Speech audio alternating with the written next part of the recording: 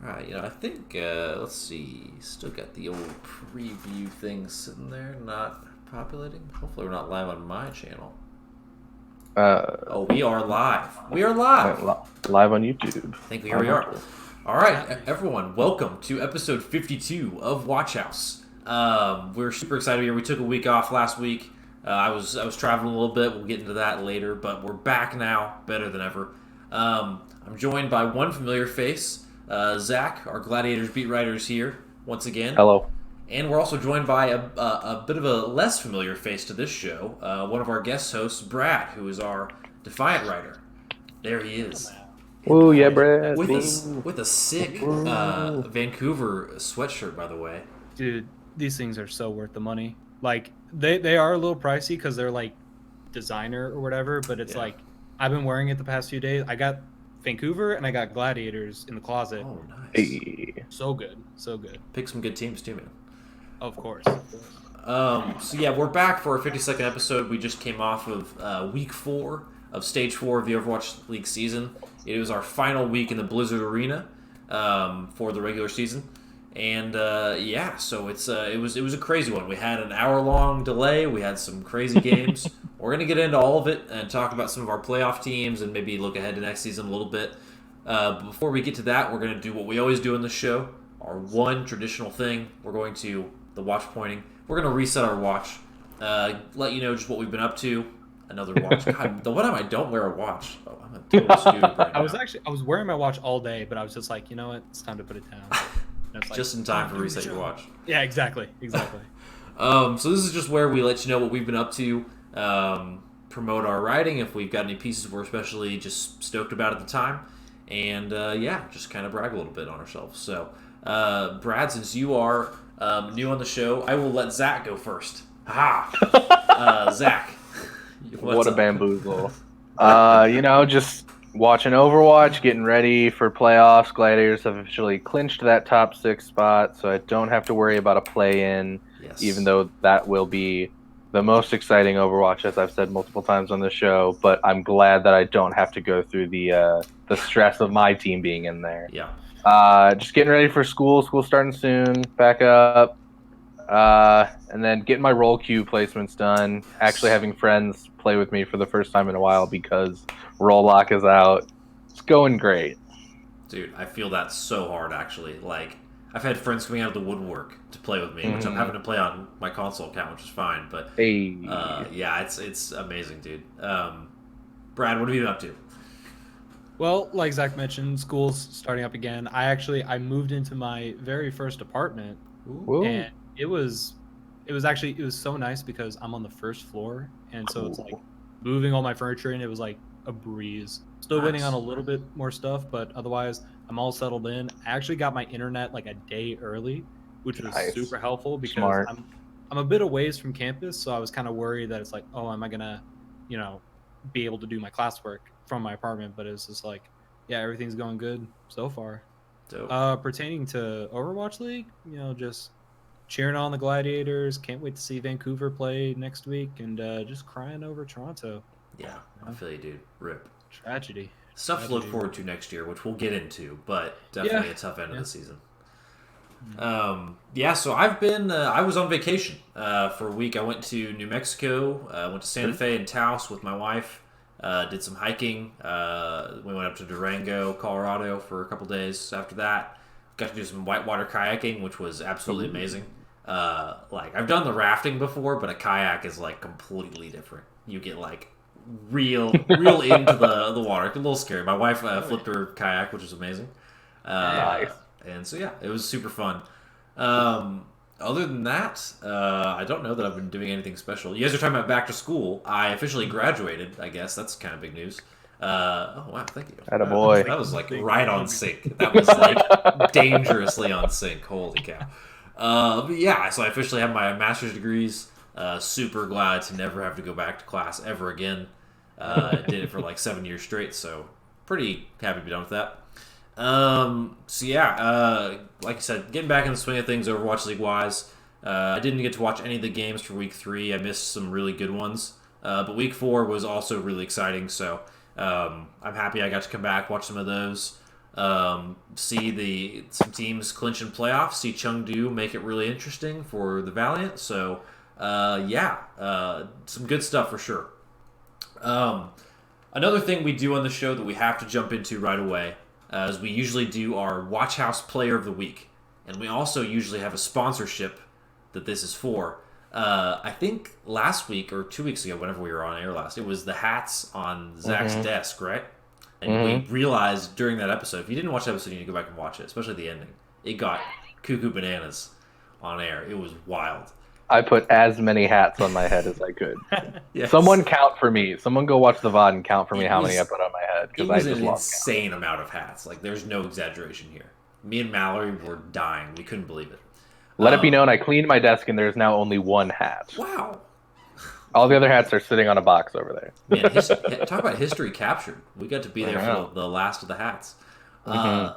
So what we do is we have a random sponsorship here. So, Brad, because you are a guest on the show this week, this is your initiation. You get to decide what this section of the show is sponsored by. And it can literally be anything. So, who's our Player of the Week sponsored by this week, Brad?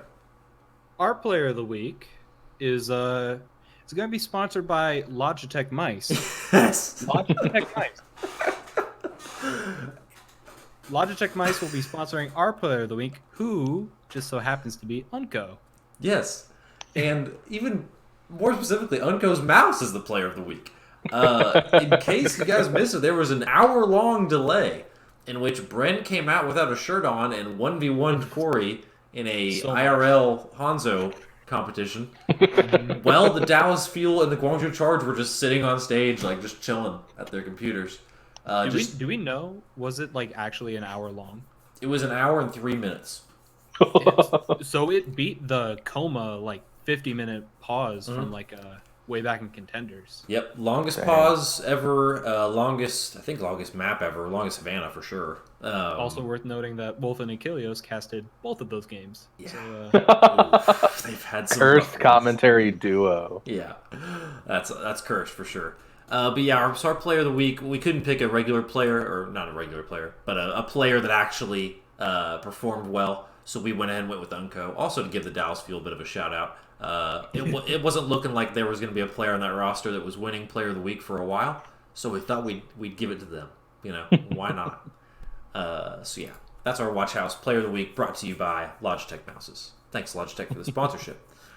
Our primary segment this week that we're going to jump right into now is we're going to talk about the potential play-in teams. This is where we want to spend the bulk of our show at.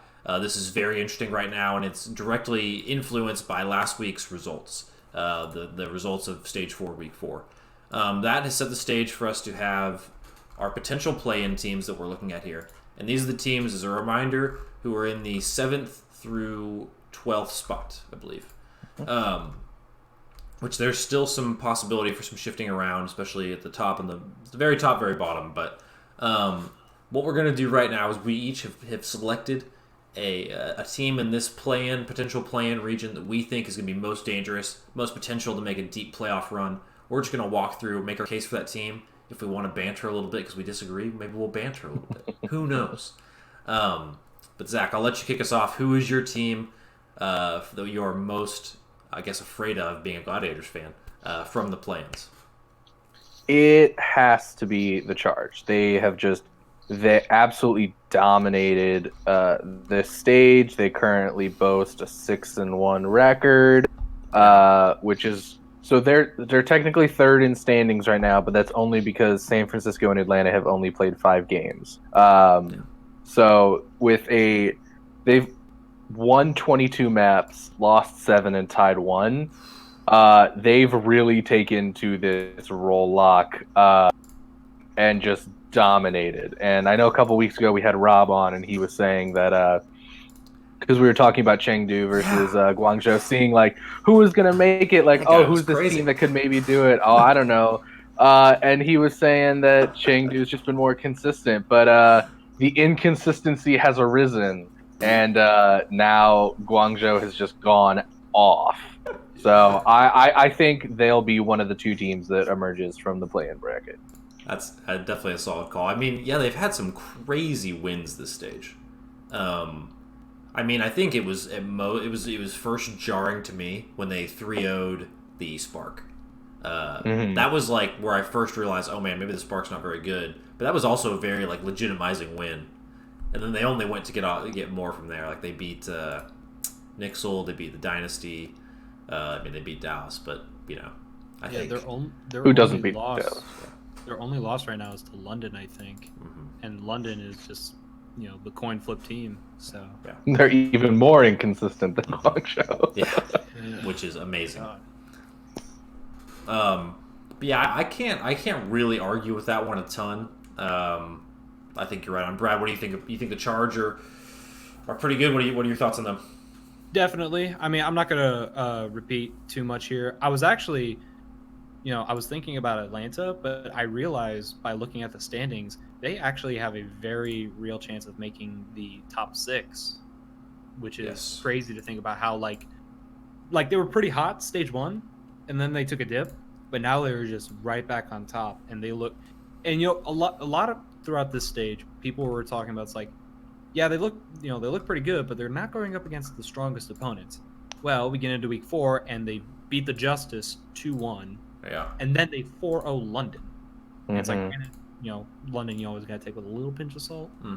But, like, at this point, I'm willing to say Atlanta is a very serious, like, playoff and even, like, grand final contender.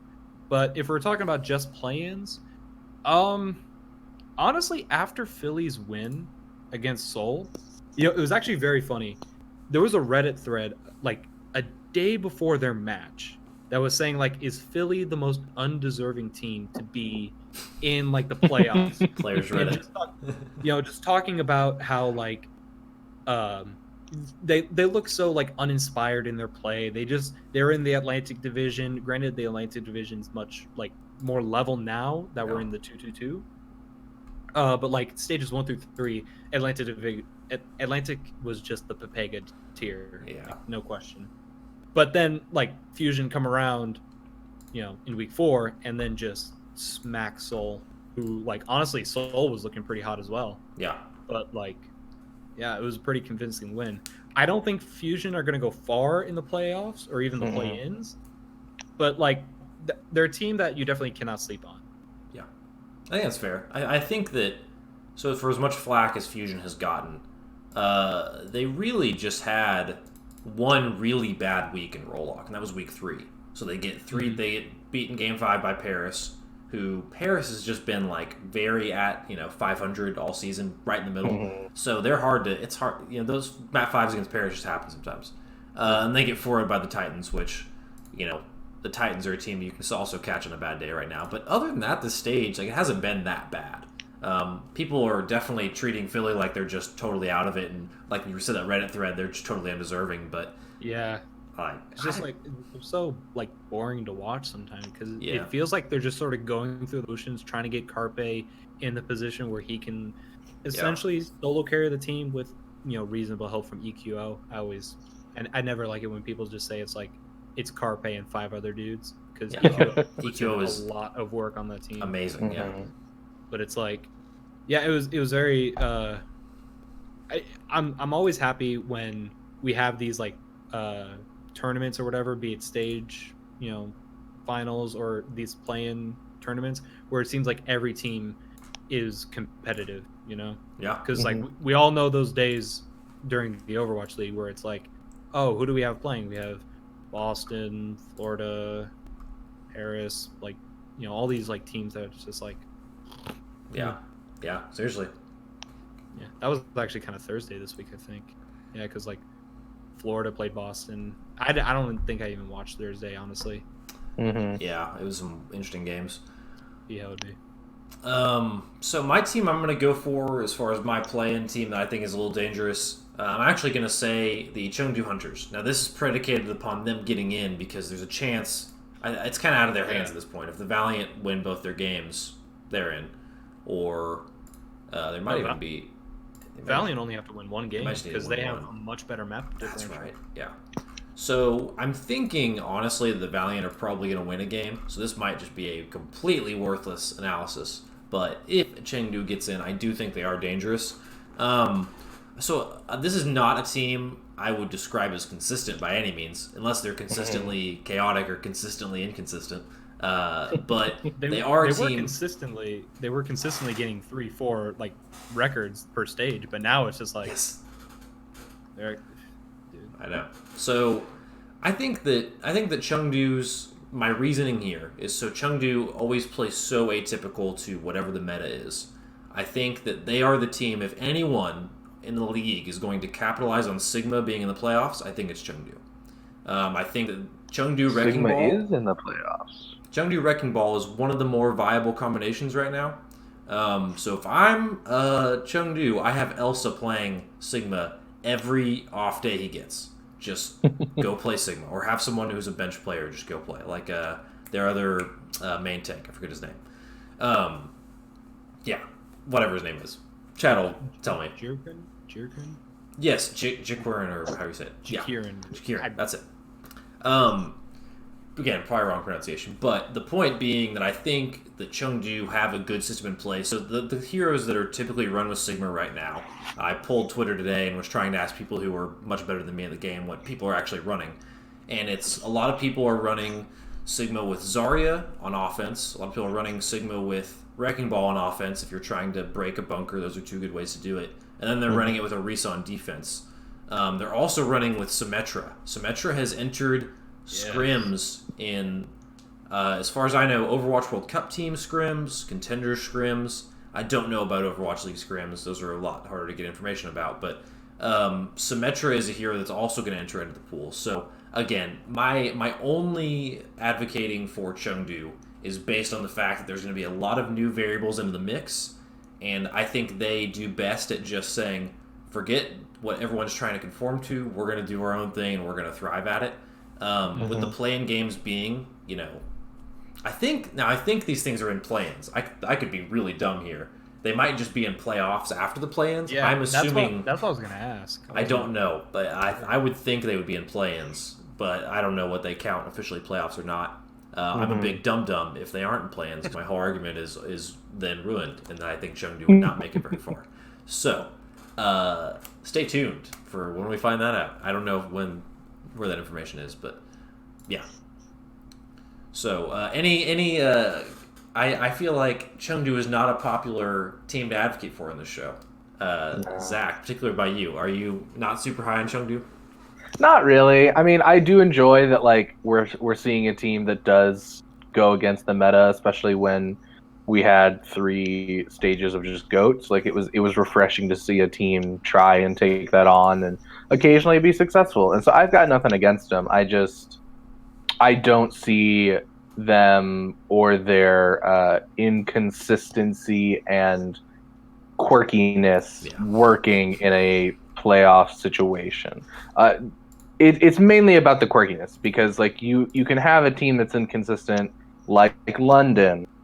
Like, I mean, it's the same thing as Atlanta. They had a real good stage 1, kind of dip down stages 2 and 3, and then stage 4 make a little bit of a resurgence, enough to get into that last playoff spot. And so it'll be really interesting to see, because I mean, Valiant are most likely going to win one of those games. I'm hoping it's against San Fran and not the Gladiators. Because we're talking about, it's going to be interesting because the Gladiators are also kind of teetering right now. Mm-hmm. They'll have weeks where they're really good. They'll have weeks where it just doesn't click. I blame some of that on Roar, but that's for another discussion. The big kind of thing I feel like I keep hearing the Gladiators get pinned with is that they just can't compete against the good teams. I haven't watched all their games as closely as you have, Zach, so is that like just a ridiculous rumor, or is there some truth to the fact that they struggle against the top teams? Yes and no. I feel like it really kind of just depends on the day and what they decide to run, because, I mean, teams figured it out pretty early on. Like, that's one of the reasons Gladiators had a really bad stage 1, is that if you focus Roar and take him out first, like, the Gladiators are helpless, and Roar falls way too easily. Especially when he had to play Reinhardt. He's just not a very good Reinhardt. He's a really good Winston player, and I wish that we could see more Winston from him. And he is a very capable Orisa player. Like, I don't think he's top of the league in Orisa play, but I don't think he's in the bottom 50%. Like I think he's doing pretty well for himself in Orisa. I don't know. It'll be interesting to see what they pull out. Like first match of stage 4, they brought out hydration on Orisa for the very first map, which like shocked everyone. I don't think anyone expected that. Yeah. And it'll be interesting to see if they pull that off again, because it gets rid of a little bit of flexibility, but it like hydration can play the Orisa. Like hydration is a very capable, flexible player. So I'm hoping that like if we get this 5th seed, which I'm really hoping we do. I mean, even if we can sneak into that 4th seed, if Hangzhou loses and we win, that would be even better. So that way we can take on a lower team first. Because again, the Gladiators have 0 playoff wins, whether it be a stage playoff or a season playoff, and they've been in a few. So it'll be very interesting to see if the pressure of the playoffs gets to them fully, or if they're able to get a little bit of a higher seed, see if they're able to get that first win, and see if that is able to kind of push them over the edge and give them the motivation that they need, and to kind of like snowball onto a point, but to snowball into the playoffs, like with the momentum that they finally get, see if they can finally make that first push to get the. It's all about the first push on their first game. So I'm really interested to see after this week, like where the final standings lie, and after that, the little play-in happens, to see what teams are going to make it, because it's just going to be an absolute just nightmare's not the right word, and neither is dream. It's somewhere in between those. Yeah, I feel you. I think that for me, if I'm a Gladiators coach, I'm telling the players that this weekend is the start of the playoffs. That when you go to the Kit Kat rivalry weekend, that is your chance for a high stakes. The LA teams, the California teams are going to be playing these games hard. Treat these like your play-ins, because they kind of are a play-in set of games. Because if they win both, they're for sure solid. They would actually jump a seed. But if they lose, if they lose one or both, they're in some danger. Not for like dropping super far, but yeah. So I think and it would be it just needs to be good practice for clutch playing and stuff like that. But yeah, again, why we it'll bring be up... interesting though. Go ahead. No, I was just saying it'll be interesting because Valiant have had an okay stage so far. You know, they're getting some wins, like they're beating Paris, they're beating Dallas, they're losing to Seoul, they're barely beating Florida, and I mean, obviously they're going to beat Boston. Sorry, Mallory, but that's just where they are right now. So. I think this is a big test for Valiant to see, even because they only need to win that one game. If they do that, I think they could be dangerous in those play-ins. I agree. Trying to think. So, Brad, any closing thoughts on the teams we haven't covered? We haven't talked much about the Dragons or the Dynasty, I think, because we're not too high on those two teams, maybe. Yeah, I think if there's any team that we can pretty safely say is not the biggest contender for like the 7th and 8th like seed, it's the Dragons currently. Yeah. And it's super weird considering how in stage 3 they were, I wouldn't say throughout the whole stage they were dominant, but certainly during the playoffs. You know, they beat the top 3 teams to take the stage championship.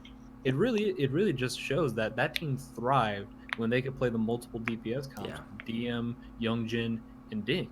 Yeah. But now that they're limited to 2 and they have to have the off tank be filled by either Envy or Geguri, the team is just not as strong as they were, and they have not shown. Yeah, I don't know. They have not shown that they are dominant anymore. Yeah, so. I said it last time, I think earlier on this show, but to me, the Dragons put all their eggs in winning stage 3. They put them all in that basket, and they didn't invest in getting ahead on the 2-2-2, like what they were going to do. They clearly haven't known what they're doing with their off-tank for the entire stage yet. They've played 3 different people, almost musical chairs in that role, so with Youngjin getting in last week. So, they need to solidify more of an identity moving in. They need to just go with an off-tank and kind of ride or die with I would say Envy or Giggery. You just get more flexibility. But, it's tough for the Dragons. You hate to see it. But and it's so unfortunate because all of those players are very capable in their own right in their respective roles. It's just when you bring them together, it's one of those weird cases where the whole is less than the sum of its parts. Yeah. Or, however that saying goes. Yeah. Interesting. And then the last team we kind of skipped over in the play-ins is going to be the Dynasty. I'm not sure anyone can really speak confidently to them right now. I mean, Fleta has been popping off sometimes, but the rest of the team, when they decide to put him in, the rest of the team has just kind of looked fractured and is still a little confused. They're just there. Yeah. I mean, if we're being real here, so I think what's going to happen is Atlanta is going to win both their games. So that's going to probably drop London down to the 7th seed. You'll have London and Dynasty as the 7-8. Then the other teams have to play a game against each other to get in. So it would be Charge versus either Hunters or Valiant, which that will be the most exciting game. Then you'll have Fusion versus Dragons. Fusion versus Dragons will get stomped by either Dynasty or Spitfire. But then the winner of the Charge, probably Valiant game, against the Reign or the Dynasty would be an incredible match too. And the winner of that game could win everything, I think. So that's a lot of steps and a lot of things to envision and materialize. So sorry for walking through that so confusingly. Let's move on to our next segment. So we've talked about last week's games a little bit, what they've had as far as their implications for the playoffs. Now we want to go a little bit bigger picture, talk about next season for some of the teams that aren't in the playoffs. I think something that's is going to happen so fast the next 2 weeks is people are just going to quit talking about the 13 through 20 seeded teams completely. They're going to fall off the face of the earth. It's gonna seem like they never existed. Thanos snapped. So we want to give those teams some airtime before the lights are out on them. So what we're going to do is we're going to go through each of these teams, or not each one. We're each going to go through a team.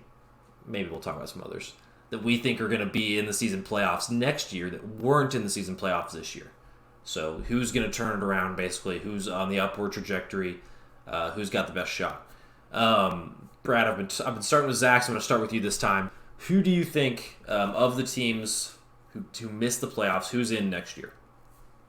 So I think one of the teams that definitely had one of the most, I'm going to butcher this word, tumultuous stages. Pretty good. Most insane stages, or seasons, is the Toronto Defiant. This is a team that just could not find like a cohesive roster in like any stage. Like they had their stage 1 where they did very well. Granted, their schedule wasn't the hardest. They had Houston, Valiant, and Chengdu and Guangzhou when they were still trying to figure things out. But then just after that, after Stellar retired, even though I feel like people put too much emphasis on the Stellar retirement, that team just continued leaves. I mean, it's just oof. Yeah, and it's like I was very excited during the halfway point of the season when they announced Gods, Sharik, Mangachu, and Logix. They weren't all 4 signed at the same time, but when those 4 players were signed, it was like, oh, this is an all-Korean team going to a mixed roster. It's like, this is such an interesting move. I can't wait to see how it turns out, and it did very well. Granted, I think it just goes to show how important infrastructure is within a team and how it's like, you can't just plug players in. You have to have the base to support them. Yeah. And I'd very much like to see a Toronto team with like the proper infrastructure in place. Maybe take a few players out. Maybe I would say commit to the full Western at this point. Yeah. Like with Bishop being removed. And like really like when you look at the Korean players on the Toronto Defiant, you have Neko is definitely a standout. Yeah. You have Ivy, but he hasn't been seeing that much playtime. They've been running Yakpung, but if there was a Razzies for Overwatch League, I think Yakpung would win like most like underwhelming player this whole season. Yeah, he has been tough. Like he was talked up through like journalists that are sort of like on the inside of Overwatch. It's like, oh, he's this guy you got to watch out for, but it's just like did not do anything. Yeah. So I don't think I've said his name once all season. Yeah. Right. Exactly. Yeah. So it's like pick you up maybe a better main tank, find you a support line that is Western and can properly communicate with the rest of the team. I was thinking there's always Reddit threads talking about, it's like, how can this team improve? And the two players I've been sort of advocating for is Crimzo and Elk. Actually, Yeah. I don't exactly know Elk's situation. Is he still part of Fusion Uni? I think he I know is. I know he's back in New York, but he's like, yeah, he's not playing with the team right now. Right. He's in an interesting situation, but I think he's open to being. I mean, he's looking. I think But they're yeah, trying to shop him out a little bit, basically. definitely like a very intelligent player, Yes. and just like he would greatly benefit on Toronto. Yeah, So that's a good point. that's my 2 cents on them. I would like Clone Man as well. It'd be a great main take for him. That's a good one. Or maybe like and get like there's just a lot of good NA contenders players right now. NA is actually good right now, especially for like players like teams like Envy and stuff. Like there's some real talent in these teams that people could chop a little bit more. Maybe As much as I'd Academy trades Gator.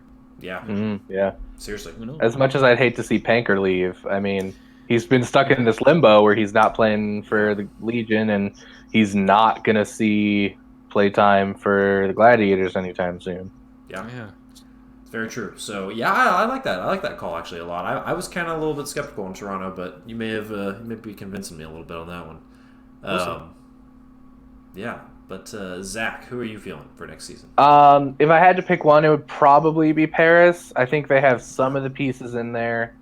I think it'll also be interesting if they want to stick with a fully EU roster. Because again, there's plenty of players to choose from, plenty of players to try out. Just give them a shot. Like, they're not going to be in the playoffs. They're going to let, I don't know how exactly it works with trialing players or having players kind of let them see how they'd fit in the team. But, just give a few different players a shot. Just shake up that roster a little bit. You don't even necessarily need to drop anyone. I mean, you can, and probably should. But I mean, even just giving some of the players just a little bit more competition to kind of just be like, hey, like if you're not playing well, like we're gonna throw someone else in. Yeah. And I think that can be really, really strong. Like you look at some of these teams that like it's a hard balance though. You can have these teams where you have too many people. Like last season, London, when they started with, they had a full 12-person roster, and it's like, all right, we got to get rid of Fissure because he needs game time. And by the time that season playoffs came around, they only had 7 players on the roster because they're like, we don't need any more. Like it's just getting too much for us. I mean, it can go well. Like you look at the Gladiators, like they turned their season around. They had a player in each position that could sub out. They had Ripa on the bench, who played, I think, 11 minutes on the Overwatch League stage. You had Bishu, who didn't play because Void was just playing so well.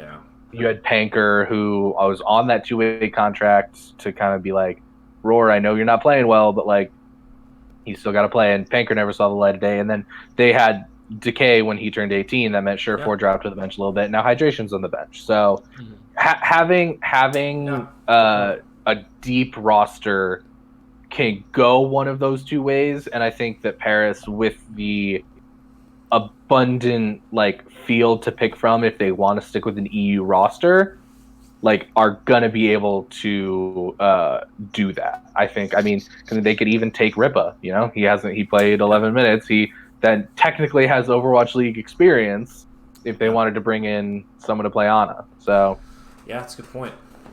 I think I like their chances too. I think that I think there's a lot of talent in EU contenders that doesn't get shopped or looked at very often. I'm a big fan of Danish Overwatch, for those that don't know me. So Fissure, the guy who was kind of controversially taken off of Envy and now is playing for HSL, who just got to the Gauntlet after beating Giganti, which is a huge deal. He is insane. He just carries their games. He's probably my favorite player in Overwatch, but he's also just amazing, and I think his Overwatch League level. I think there's a lot of Danish talent, a lot of teams in EU contenders that are still worth it. I do think. Let me go. I'm just gonna remember their names. Yeah. So the team I'm going to talk about is Washington, and they actually just nabbed 2 players for next season that would have been perfect for Paris in Elivote and Lulish. They are 2 best friends, been playing Overwatch together forever. They're, I think, Swedish, and they're tank and off-tank, I believe. Tank duo. Yeah. And I think that's actually where Paris has been the weakest this year. I think Cruz is a feeder, whatever. I think he's a good main support. I think Hip has been good. Shadowburn and Soon are clearly proven kind of two legends of the game.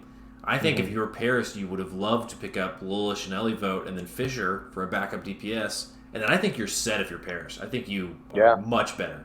However, Washington nabbed those two players.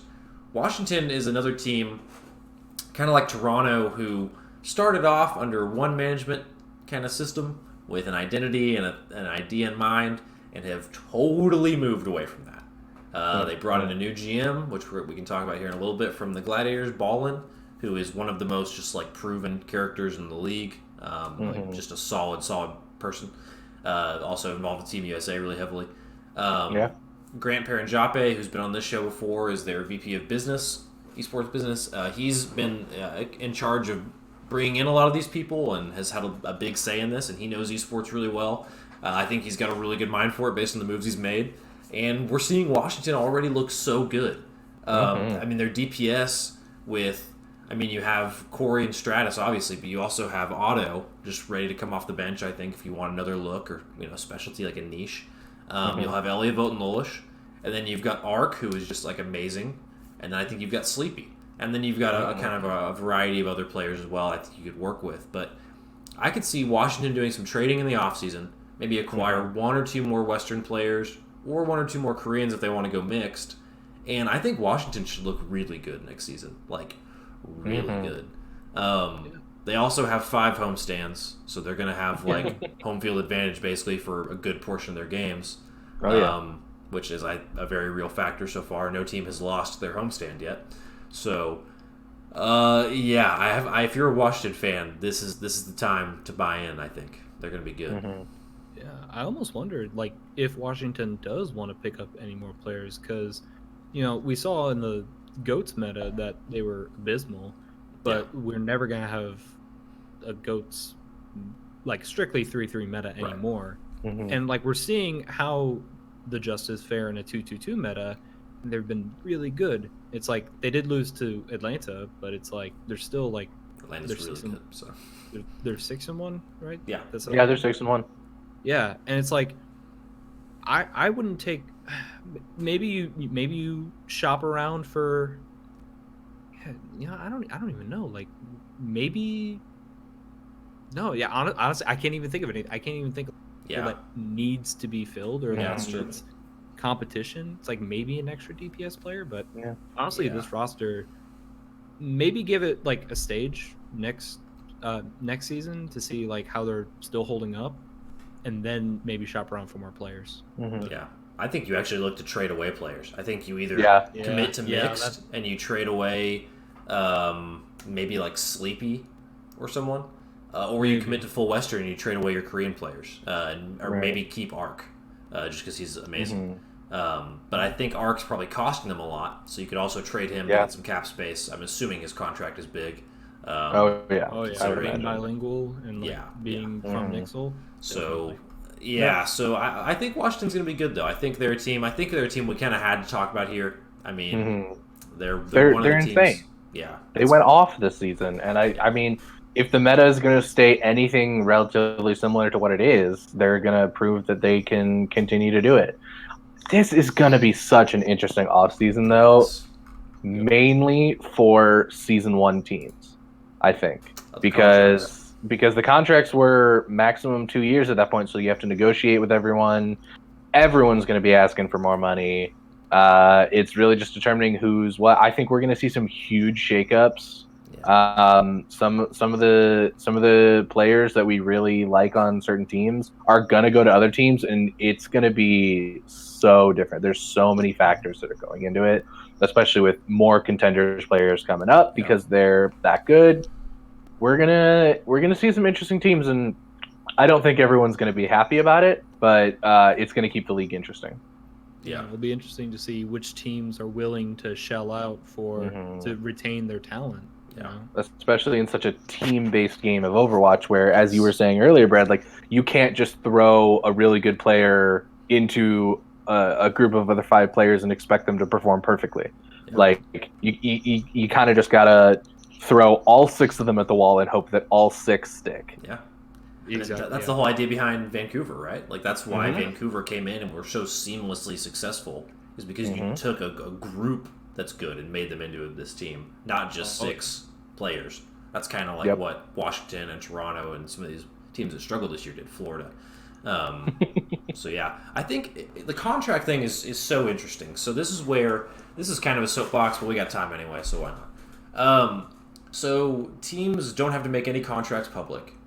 Even when you sign a player, like they announced Tizzy like last week, and the signing period was a long time before that, but they just hadn't announced him yet. And like we actually reported on that first. Like we kind of leaked that here at the site, which was cool. Shout out to Shy Guy Brad, if he's the other Brad. That never gets confusing. Yeah. So that makes me wonder, because all the contracts were 1+1 with a team option or whatever, player option, and those are all going to be expiring from season 1. But I wonder if teams have been able to just renegotiate contracts. If they don't have to reveal anything, like how many of these players just re-upped their contract at the beginning of this season for like a 3-year deal, and we just didn't know about it.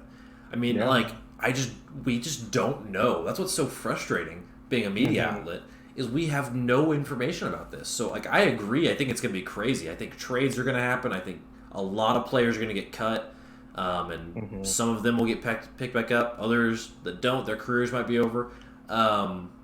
Rip Cool Matt probably, and a lot of older players in the league. Yeah, we didn't even talk about Houston. Houston finally under like proper management.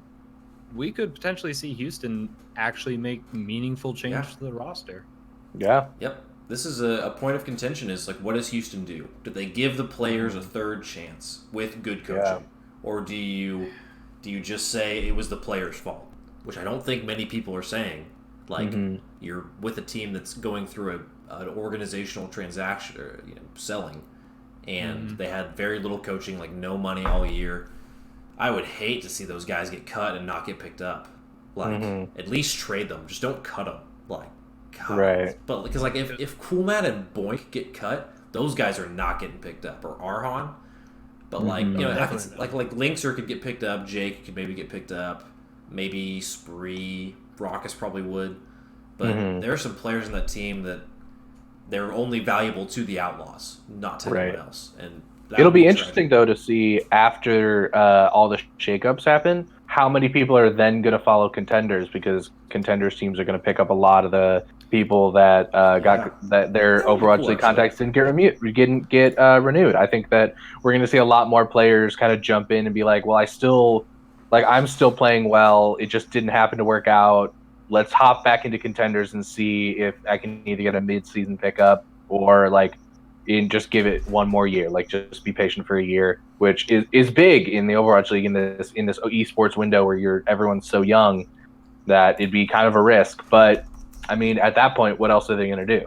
So yeah, because it's like at this point we're still trying to figure out just how long the lifespan of a player is. We've had like a couple of retirements this year, but it's like next year is definitely going to determine.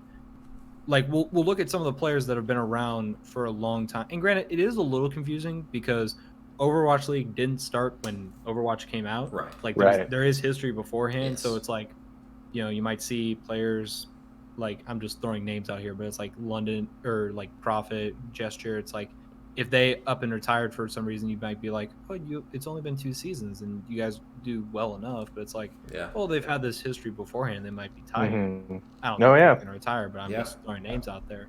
But some of these other like long-standing names. So I think I think you're right. Like next season is going to start setting in stone roughly how long you can expect a player to last. One of the names in particular I want to bring up here, because he's one of my favorite players in the league, is Gods from the Toronto Defiant. He tweeted out some stuff the other day that was very like doom and gloom almost. He was like, I don't know what next year's going to hold. Like, I don't really know, because he's one of the players who was like OG Overwatch. Like, he was playing in 2015 when this game was like in a cave in back when Burbank. Cloud9 wasn't all Korean. Yeah, like, and so I maybe Toronto just signed him to a deal through the season. I don't know. Like, I hope not. I hope they build around Gods and those players they picked up. I know I've heard like Gods from like interviews and stuff. He was a player that was very conscious of the he wanted to be in Overwatch League when it was appropriate for him. Like he didn't like he wanted to make sure that when he was in Overwatch League, he was at Overwatch League level. Yeah. So it's like he waited as long as he did until like he got an offer. And I think he's very worried that it's like, oh, maybe I, jumped the gun. Maybe I'm not Overwatch League level yet. I wouldn't say that. I think Gods has been like one of the like standout sort of talents on this Toronto roster. Totally agree. I would and the dude's insanely marketable. Yes. So it's like he has, helps. The big factors that like the higher ups care about is like, is this player like worth investing in, and also is he marketable? So I wouldn't fear for God's like future in the Overwatch League. It's like if Toronto wants to if Toronto wants to cut him, then it's like, it is what it is. But he's definitely gonna find a place in team somewhere. It's like look at what happened. Yeah, it's like look what happened with Logix. Logix was on Florida Mayhem back when they were, were they like a European team, or were they like? They were, mainly European. There was like Misfits or whatever. We'll say they were bad. They were bad. Yeah, that's what they were. but then it's like, he goes into contenders, and it's like we don't hear from him the longest time, but he's back in Overwatch League. So I'm not worried for God's future at all. Yeah. Go ahead. I'm just saying it'll be interesting because like we've already seen players start to burn out a little bit in the fact that like they're purposefully saying, no, I'm not gonna play for the World Cup teams. Yeah. Like, especially you look at a lot of the players that turned down South Korea, and you have to wonder like South Korea might be a little bit different because they've won it every time. They maybe want to give some other players a chance. I don't know, but like. It's got to be such a high honor to represent your country, be one of 7 people chosen to be like, we are representing South Korea on the world stage, not just for like a league. And the fact they're like, no, it's okay. Like, I'm too tired. I need a break. And so it'll be interesting to see like if any of them are like, you know what, I think it is time to pack it up, or if they're like, all right, I'll give it one more season. But if we've already seen so much burnout, I wouldn't be shocked if we see some surprising names that retire. Yeah, I agree. I think burnout seems like it's going to get worse next year. Everyone's saying like they're going to take things into consideration and make it not as bad. But at the end of the day, when you agree to be an Overwatch League fan, or in general just an esports fan, you're agreeing to be a fan of mostly young dudes putting themselves through hours of awful, thorough, intense practice, 60-hour weeks. You're just agreeing to that being a part of the culture right now. And that's what I hope in the long term we can get away from that and we can see some like really like a union or some just really ground level change. Union like would make a lot of sense. Just a players union, please. Make a lot of sense. But I think for next year it could be very rough, and I think that it almost might have to be where like a lot of players do retire, and that's what sends the message, which is very unfortunate for the players who had to go through it. But I just hope something is done because I do think it's going to get pretty bad. And I really hope that it doesn't come to a lockout before if something happens, because I would much rather, because we have a decent enough off season that something can get done.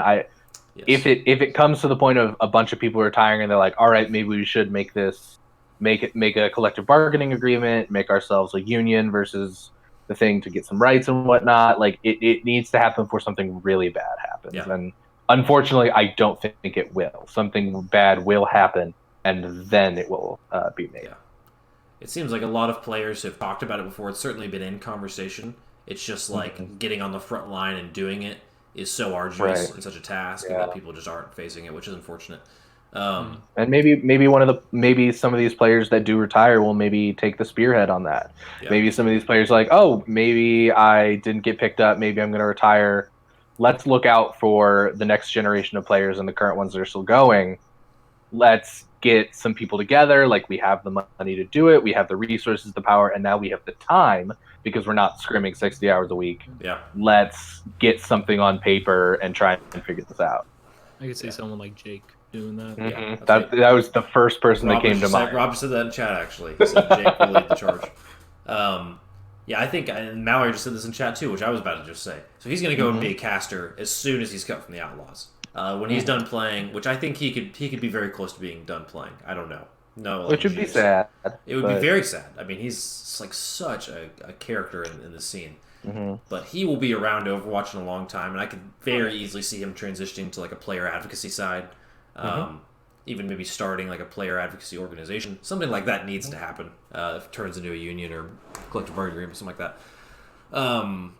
But yeah, so we got on this tangent from a long ways away, but here we are. Amazing.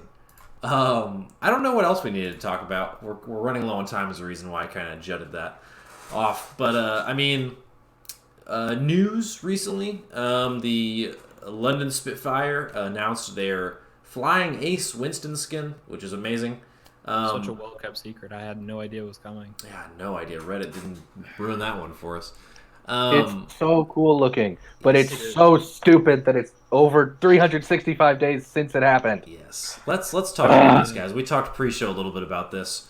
It makes no sense. Like, I understand that they probably didn't come up with the idea for this or the Jonak skin until recently. Yeah. But, like, at that point, there were so many different memorable moments that happened that you could have done. You could have given, like, perfect season 1 for the Titans. You could have given... Golden Stage. Yeah, exactly. Like, there's just so many interesting things that happened in the current time frame that it doesn't make sense. And if they would have done it with a more timely thing, probably would have made even more money. Yeah.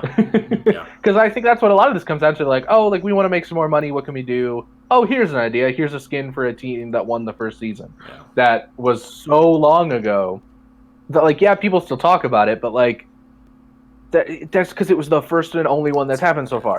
Like, just make that a lot earlier. That would have given something, like, people, they could have done that during the off season, and people would have been like, oh, this is a great, like, we're not hearing any news because just like Overwatch World Cup is happening, whatever. Oh my goodness, they're making a skin for the MVP. Oh my goodness, they're making an internet Hulk skin. Oh my goodness, they're making a London skin. Like, the timing just pissed me off so bad. Yeah. I think it just comes down to a reluctancy from the devs at Blizzard to, because it's like Overwatch itself has so much like lore to it. You know, people have been crying for Zenyatta's lore, but we have, you know, this whole war with the Omnics, this, that, and the other. And honestly, I'm at the point, and maybe it's just because I'm so involved in Overwatch League, I don't give a crap about any of like Overwatch's lore. You know, I would much rather Overwatch take more of a League of Legends approach, where it's like, let the esports scene, you know, develop your storylines. You know, have more like interaction between the twos. So it's like, yeah, what do you have to lose at that point? Exactly. And I think like, if the people who don't like the esport but like the game, like, make it something that isn't going to just be in their face loud, like, oh, you have to pay attention to the Overwatch League. Like, they've already added a button that, like, a whole tab section on the main menu that has Overwatch League, and whenever the Overwatch League is playing, there's a big red live right next to it, so it's already that much in your face. Just throw a little thing somewhere. Throw them a bone. It's this idea of like keeping Overwatch like pure, in a sense that it's like the skin, you know, like all the skins having to do with like the characters instead of, you know, we already have league skins, so why not? We have one for every team, so. And it's just like, I'm thinking back on it, it's like it took them so long to add even like away skins, you know? And it's just like, I wish Blizzard would embrace the storylines from Overwatch League more than and I would also love to see kind of the reverse of that. So I would love to see the Overwatch League embrace Overwatch a little bit more. So we have homestands next year, for example, and we're going to have teams playing in their home arenas. We're probably going to get the schedule tomorrow. So let's say when you go play at Paris, why not deck the arena out with the LEDs of just all the Paris map in the Overwatch game? Like, fully theme your homestands around the game of Overwatch. And wouldn't it be great if Overwatch then in return reciprocated that and like maybe put like a rooster painting or something like Fiat Lux or however you say their hashtag, whatever. Put that somewhere on the map. Like give us a little bit of something, or even just give us like a little rooster running around the map. It'd be hilarious. A little courtyard before point B. Be amazing. Do kind of like what a Street Fighter does during Evo, where it's like whenever the players are playing like Street Fighter during Evo, they're playing like on like a special like stage, I think. Yeah. I'm not super into Street Fighter, but it's like I've seen enough like screenshots and clips and stuff where it's like it has like Evo in the background and stuff. You can do that, but like each map has sort of like just a little flair from the teams playing Yeah. them, at least. And you could do like limited time ones. So you could like when the London homestand's happening, you can make King's Row decked out in London stuff. And then when you play that in game during the homestand weekend, it's like the same way. But then it maybe goes away, or you could like it's like seasonal things. You don't have to just totally, destroy the lore of this game to feed the crossover. Because what you're trying to do is Overwatch has a player base that is far larger than the Overwatch League's viewer base, right? So you're trying to bring those people into the Overwatch League. You're trying to get Overwatch League fans to play the game more, spend more money on it, microtransactions. But I think the biggest goal is bringing in people who play in the game into viewership. And how you do that is just put it in their face more. Say, this thing exists, Overwatch League exists. It's already on the Battle.net menu. You see the players' faces now whenever you log on. Like, keep pushing that. There's no reason not to. I think the lore will be fine. Keep feeding the fans who really want the lore with the short stories like the Baptiste one. I think the integrity of that will be totally fine. Because the lore isn't, like, present in the game. There's no story mode. The lore doesn't make sense when, like, two Reinhardts are fighting each other in Paris. Like, that doesn't make any sense. So it's already messed up. Like, it's already not accurate in the game. But, so. There's a way to do it tastefully. There's a way to shove it in people's faces, but not make it overwhelming or too much. Exactly. So, yeah, I think we talked about this pre-show, and we wanted to talk about it on the show now, because Blizzard, hire us. maybe this will get to Blizzard somehow. Because these are good takes. We think these are very good takes. Would help a lot. Make you money. And make people happy. That's what we want to do on this show. We want to make people money and make people happy. That's great. All right. Speaking of making people money, the other news is that stonks are up for the Overwatch League. They exceeded their earnings expectations by quite a bit last season. And they reported to have made $84 million, $82 million, something like that. It's great. I don't have a lot to elaborate on that because I don't really know much about where the money came from or like what the details are. We're very in the dark about these sorts of things as media outlets. Darn. But cool. Making money is good and speaks to the longevity of the esport, I guess. I'm excited because it means that a bunch of these wealthy owners that just decide they want to own things, like the ones that have already done it are going to continue to be thankful they did. And the ones who haven't said, why didn't I get on this when it was cheaper? Because look at all the money to be made. They more than tripled their expected revenue. Yeah. I don't know a ton about money, but the amount of money times 3 is three times as much money. That's pretty great. So, I mean, I just think it means that we're going to see more invested into into Overwatch League and esports just in general, which hopefully some will trickle down to T2 and contenders, but one can hope. Wishful thinking. Yeah. It is nice to see. It's like, you see a lot of articles and stuff coming out. It's like, oh, how is Overwatch League going to deal with a declining viewership this and like down. Doom and gloom that, but it's like to see stats like this show that's like Overwatch League is actually trending in a positive way. It just makes me happy. Yeah, I totally agree. So we're actually at the hour right now. We do have to get through. We have to do our WatchHaus Words of Wisdom. This has produced some of the greatest moments on this show. So we can't skip it. We just got to go a little late, but we'll do it quick. I can go first if you guys need time to think, or if one of you guys just have it, just go for it. I can just throw it to you right now, or I can go. Anyone have one off the top of their heads? Do it, Connor. Go. Okay, I will do it then. My WatchHaus Words of Wisdom are I don't know how many international viewers we have or how many international fans there are of Overwatch in general, but I would really advocate for you, if you are from a country or have parents from a country who is competing in the Overwatch World Cup, please support that country. Don't just support US or South Korea. Like, we got enough people doing that, all right? It's fine. Like, those teams are going to do great, whatever. But find your team, support those players. A lot of teams are crowdfunding to try and get to the place where they can even play. I think South Africa is having to raise like $50,000 or something. That's what they're trying to raise anyway. I don't know if they will. And I get that, like, there are wealthy people that can contribute to that easily and it not be affecting them. But maybe throw some skin in the game, get invested in your country's team.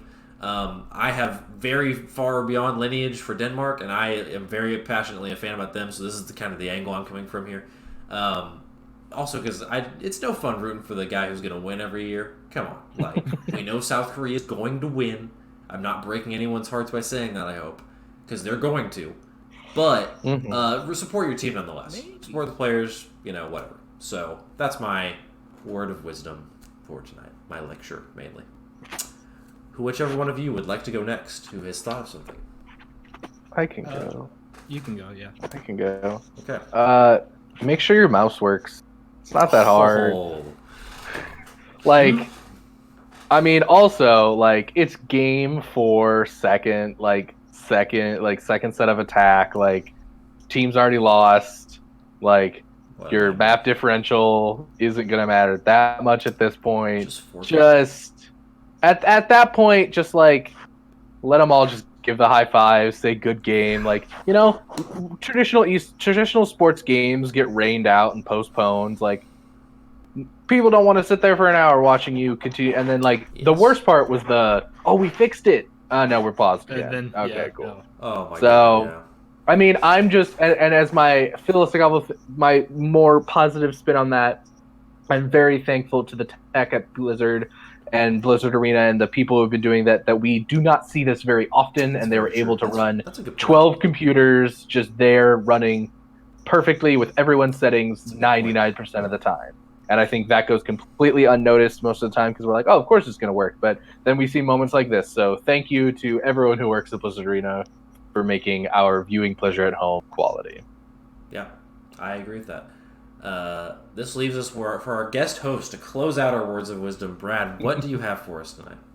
So, as I mentioned at the top of the show, I started university up again, and one thing I've noticed is that I'm very much out of shape. So my words of wisdom is, here he goes. Take care of yourself. Find a way in between your games, get a little bit of workout in. Man, strong. You don't have to invest. That's a lot of weight on there, man. Mm-hmm.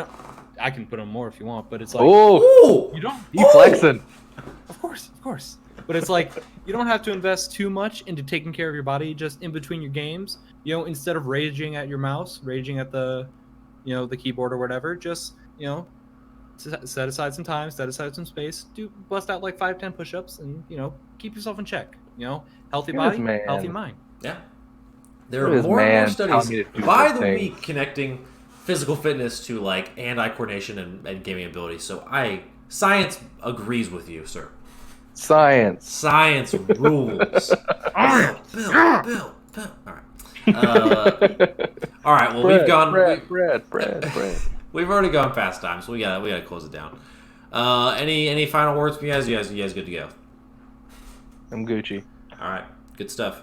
Thank you again so much to my co-host, as always. Zach, thank you for being on. Brad, thanks for coming on this week. I hope to see you back on, dude. It's been actually a blast having you on. So thank you. I hope to be back on. Excellent. We'll get you on here more. This has been fun. Brad rules. Thank you to our sponsor, Logitech Mouse, for graciously sponsoring our Player of the Week, Unco's Mouse. I also have a Logitech. The cord's kind of thin though, but there it is. There's the. I have a razor that my dad doesn't use anymore. The Death Adder. Hell yeah. So yeah, again, thank you. We have more programming throughout the rest of the week though. On Thursdays we have multiple shows on the site. We have Scoring the Payload and other WatchHaus previewing our final weekend of the Overwatch League. We have House Queens on the occasional Wednesday. And I will be in LA next weekend for the LA homestand. So I will do my best to provide breaking coverage there. Hopefully some video stuff. Maybe just a lot of written pieces. Who knows? It's going to be wild. Send me some Kit Kat. Yes. I'm going to try and get one of those baseball jerseys because those look... Oh, absolutely. Those look Why won't they sell cool. them online? That's I want the very dumb. My theory is they're going to. My theory is they're going to. They're going to tout. They're going to tout the exclusiveness. Yes. And then probably during the off season they'll be like, "Hey, we actually have some. Here you go." Really I like this a lot, actually. I really hope so. I need a baseball jersey in my wardrobe. Or people are going to put it on StockX and. The resale market for Overwatch League gear is going to start. Stonks are going to be up yet again. Google right now, actually. Awesome. So Yeah, stick around for more coverage later on in the week. Thank you so much for tuning in. If you didn't catch this live, we'll be on YouTube. I don't know why I'm saying that right now, because if you didn't catch it live, you're not hearing it right now. So, whoops. Hope you're watching this. Someone tweet it. If you watch this VOD and you hear this moment, tweet Yes. at Connor that you heard this. Thank you. Yeah, let me know that my voice has been heard here. Great. We always make our endings go too long, so I'll actually go ahead and wrap it up. We'll see you guys next week, and thanks for stopping by. Peace.